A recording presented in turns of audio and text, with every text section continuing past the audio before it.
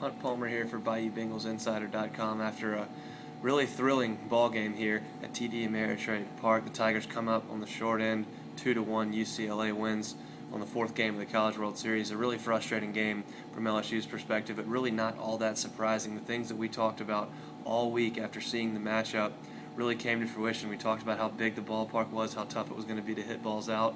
LSU hit 3 balls today, 2 Christian Ibarra and 1 Andrew Stevenson, that probably would have been home runs at Alex Box Stadium, just long fly balls here at TD Ameritrade. We talked about Plutko, the UCLA starter, and his game plan. He wanted to get a lot of fly ball outs.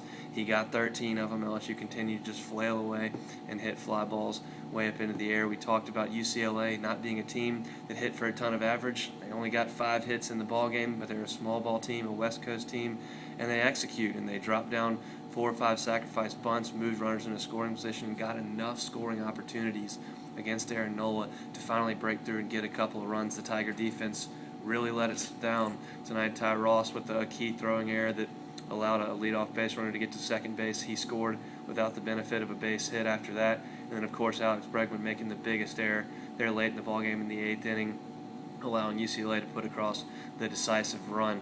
So, a very frustrating game, but a lot of the things that we talked about all week were the things that came to happen tonight in front of a packed house in TD Ameritrade Park. LSU very much up against it now, as it looked like they had things set up in front of them to really do some damage here, with NC State having pitched its ace, moving into the winner's bracket. LSU would have gotten NC State's number 2 pitcher, not nearly as good as Carlos Rodon, and it could have been kind of an easier road to the driver's seat of this bracket. Now they got a date Tuesday at 2 o'clock with the number 1 overall seed in this tournament in North Carolina, a team that was the best team in college baseball for probably 3 months. North Carolina has not been playing well of late. Of the last 3 weeks, really, they haven't played their best baseball, and they were beaten pretty soundly today by NC State.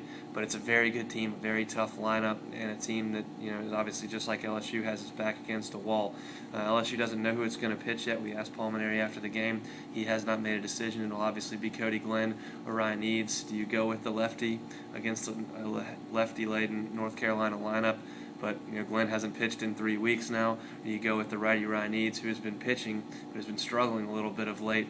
It's going to be a tough decision for Palmineri to make. He will likely make that decision on Monday when we go out and visit with the team in practice. So LSU 1 game away from ending a historic season, but really it's a team that has a chance to make some noise moving forward. They've got a couple of good pitchers left. They could bring Aaron Nola back on Friday if they got that far.